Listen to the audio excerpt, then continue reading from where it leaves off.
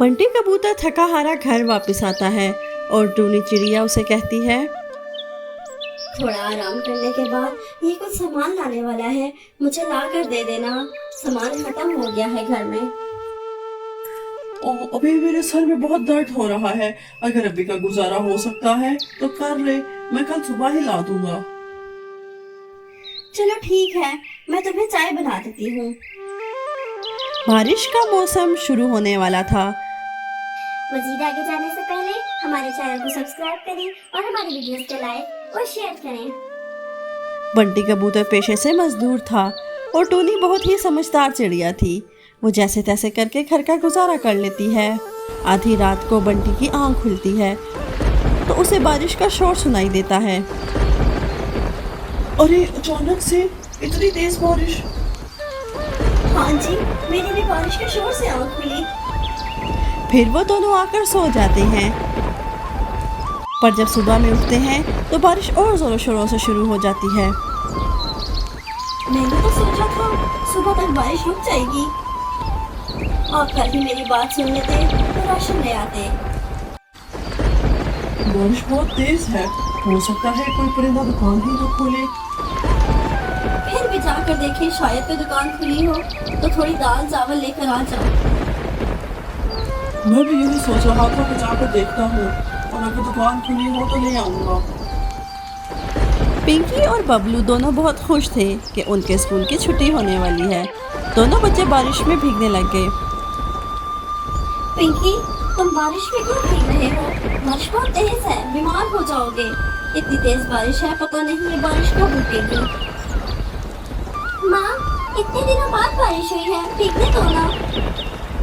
बच्चे टूनी की एक बात नहीं सुनते और दूसरी तरफ बंटी कबूतर सामान देखने के लिए गया था कि जंगल में ऐलान होता है। सुनो सुनो, जंगल के राजा ने हुक्म दिया है कि बारिश एक हफ्ते तक नहीं रुकेगी, तो सभी परिंदे अपने अपने घोंसलों में रहें। और मैं कल ही सामान ले आता, तुम भी देख के चीजें इस्तेमाल करना। कितना देर के इस्तेमाल करूं, तुम खुद सोच कर देखो। अब हम बारिश रुक ही जाए। अभी एक हफ्ते तक कोई बारिश नहीं रुकेगी, ऐलान हो रही है जंगल में। टूनी के दोनों बच्चे बारिश में भीगकर बीमार हो जाते हैं। मैंने तुम दोनों को बारिश में भीगने से मना किया था। अब जंगल में हर तरफ पानी ही पानी है और कोई डॉक्टर भी नहीं मिलेगा। मैं ऐसा करती हूँ, भूख तो नहीं है, काली चाय बना कर देती हूँ, शायद उससे कोई फर्क पड़ जाए। टूनी अपने बच्चों के लिए काली चाय बनाने चली जाती है। चाय पीने के बाद उन्हें कुछ फर्क पड़ता है, पर मुकम्मल ठीक नहीं होते। मुश्किल से रात गुजर जाती है। बारिश रुकने का नाम ही नहीं ले रही थी। अब तो घर की छत भी टपकने लग गई थी। कोई भी मौसम हो, गरीबों पर भारी ही होता है। सर्दी हो तो हम लोग नुकसान झेलते हैं, गर्मी भी हमें ही नुकसान देती है, और बरसात ने तो जीना ही मुश्किल कर दिया। इधर बच्चों की तबीयत भी खराब है और घर में राशन भी खत्म है, और इतने दिनों से काम पर भी नहीं गया। पता नहीं कैसे गुजारा होगा। अब इस टपकती छत का क्या करूं? मूसलाधार बारिश का पानी टप टप करके घर के अंदर आ रहा था और सारा खानदान घर के एक कोने में बैठ गया। सुनो जी, घर में खाने के लिए कुछ नहीं है। इस तरह आज का दिन गुजार ले, मैं कल कुछ ना कुछ करके खाने का बंदोबस्त कर लूंगा। अगली सुबह जब वो सोकर उठते हैं तो बादल छट गए थे और सूरज निकल आया था। बारिश खत्म हो चुकी थी।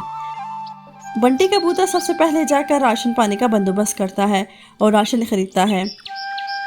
टूनी फौरन सबके लिए खाना बनाती है और खाना खिलाने के बाद वो कहती है, शुक्र है बारिश रुक गई, नहीं तो पता नहीं क्या हो जाता। सही बात है, आज के बाद नसीहत हो गई कि राशन कभी भी खत्म हो फौरन ला कर रखो, बारिश का कोई एतबार नहीं। दोनों शुक्र करते हैं कि बारिश रुक गई। मज़ीद अच्छी अच्छी स्टोरीज़ के लिए हमारे चैनल को सब्सक्राइब करें। कराची शहर में मानसून आया नहीं कि बारिश का कहर बरसने लगता है। मीरू, मोमी के बच्चे और माँ बाप कराची में एक पुरानी बस्ती में रहते थे। मम्मी बता, माँ की कौन सी दवा लाने वाली है? वैसे ही कोई काम नहीं, ऊपर से दवाइयों का खर्चा नहीं कम होता। ये पर्चा और ये पैसे, इन्हीं में से घर का सामान लाना है और जो पैसे बचेंगे इनसे अम्मा की दवाइयाँ ले आना। चल जा रहा हूँ, ले आऊँगा। मम्मी तूने आज फिर मीरू के हाथ में पैसे कैसे थमा दिए? मुझे पता तो है वो जाके नशा कराएगा। क्या करूं बाबा, ज़बरदस्ती ले गए कि मैं खुद ही लेकर आऊँगा। पर मम्मी, बारिश की वजह से कब हम पर मुसीबत आ जाए, कौन देख कर आया है? मामा भूख लगी है। ये लो 10 रुपये, 7 बराबर की दुकान से छोटी डबल रोटी ले आओ। बेटा बराबर की दुकान से डबल रोटी ले आता है। मम्मी थोड़े से रखे हुए दूध से चाय बना के बच्चों को चाय ब्रेड खाने को दे देती है। दिन गुजर जाता है, शाम होने को आ जाती है, पर मीरू का कुछ पता नहीं कि वो कहाँ गया। रात के 7 बजे। मैंने आपको घर के सामान और माँ की दवाई के पैसे दिए थे, पर आप ये तली हुई मछली उठा के ले आए। अब तू मेरे खाने पर भी नज़र रखेगी? जा नहीं लाया राशन, क्या कर लेगी? देख मीरू, कुछ शर्म कर। मम्मी लोगों के घरों में काम करके मुश्किल से पैसे कमाती है और तू उजाड़ देता है। बाबा तुम चुप रहो, तुम बीच में ना बोलो। ये मेरी गलती है जो इस मनूस घर में आ जाता हूँ। मैं आज बाहर ही सोऊंगा, और अगर कल तक तेरी एक एक पाई ना चुका दूँ तो मेरा नाम भी मीरू नहीं। अभी वो नशे में है, कल सुबह जब नशा उतरेगा तो अपने आप ही ठीक हो जाएगा।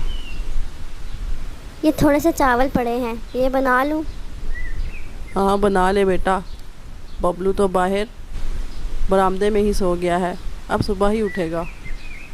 काफ़ी तेज़ बारिश हो रही है, सड़कें भी पानी से भरी पड़ी हैं। तेज़ बारिश से छत टूट गई तो? सोने दे बहू, बारिश जब ऊपर पड़ेगी तो खुद ही अंदर आ जाएगा। मम्मी चावल बना लेती है। रात का खाना खाकर सब सो जाते हैं। बारिश और तेज़ हो जाती है। मम्मी की आधी रात के वक्त आँख खुलती है। अरे ये क्या हो रहा है?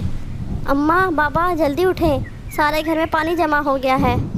अरे इतना पानी, लगता है बारिश रुकी ही नहीं। क्या करें?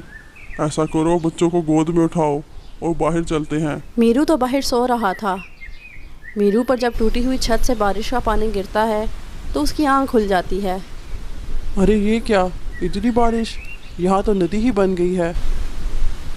मीरू जैसे ही चारपाई से उठता है छत नीचे गिर जाता है।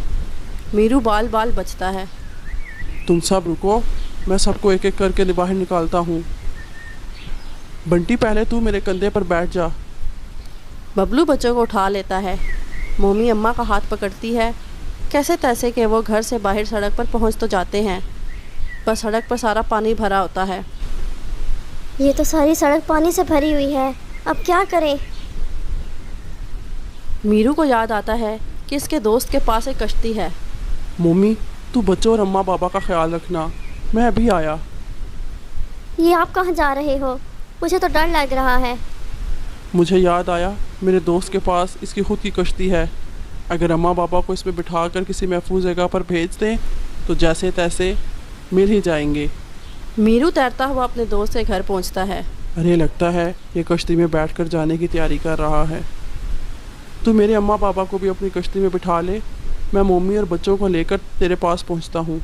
मीरू यार, मेरे बीवी और बच्चे कुछ ज़रूरी सामान भी कश्ती में रख चुके हैं। अब कश्ती में बिल्कुल भी जगह नहीं है, माफ़ करना। अच्छा, पानी का बहाव बहुत तेज़ हो रहा है। अरे मैं चलता हूँ। मीरू का दोस्त मीरू को साफ मना करके अपने बीवी बच्चों को लेकर वहाँ से निकल जाता है। मीरू वापस आ जाता है। देखा तूने यारी दोस्ती पालने का नतीजा? तुझ पे मुश्किल वक्त आया तो कैसे दगा देकर भाग गया, तुझे उल्टे सीधे काम सिखाने वाला। अब तो मीरू और घबरा गया कि कैसे अपने ख़ानदान को बचाए। कोशिश करके एक दूसरे का हाथ पकड़कर वो आगे बढ़ते हैं। सड़क के दूसरी तरफ जाने वाला पुल भी टूटकर रास्ते में गिरा हुआ होता है। अब क्या करें? कैसे इस पार जाएंगे? घबराओ नहीं, एक दूसरे का हाथ बस पकड़े रखो। चलते चलते वो देखते हैं कि रस्सी के सहारे कुछ लोगों को इस पार ले जाया जा रहा था। इस रस्सी की मदद से आहिस्ता आहिस्ता आगे बढ़ते जाइए। हाँ जी अम्मा जी, हाथ दो आराम से। रेस्क्यू वाले सबको आहिस्ता आहिस्ता रस्सी के सहारे तो उसे किनारे पर पहुंचा देते हैं और एक महफूज जगह पर मीरू और उसके ख़ानदान को छोड़ देते हैं। शुक्र है, अगर ये रेस्क्यू वाले ना होते तो हमें कौन बचाता। आज खुदा ने भी हमारा साथ दिया इन वर्कर्स को भेजकर। लेकिन अब हम क्या करेंगे, हमारी बस्ती तो उजड़ गई। मोमी, आज मुझे भी समझ आ गया कि कुछ दोस्त सिर्फ मतलब के लिए ही साथ होते हैं। तू फिक्र ना कर मोमी, हम यहाँ कहीं आसपास की बस्ती में घर किराए पर ले लेंगे। मैं वादा करता हूँ अब कभी नशा नहीं करूँगा, खूब मेहनत करूँगा ताकि तुम सबको पेट भर कर खाना खिला सकूँ। कुछ दिनों बाद जब बारिश रुक गई तो मीरू ने काम ढूंढना शुरू कर दिया और एक बस्ती में किराए पर कमरा भी ले लिया। बारिश का पानी तो थम गया था, पर ज़िंदगी को चलने के लिए ताकत की ज़रूरत फिर से हासिल करनी थी।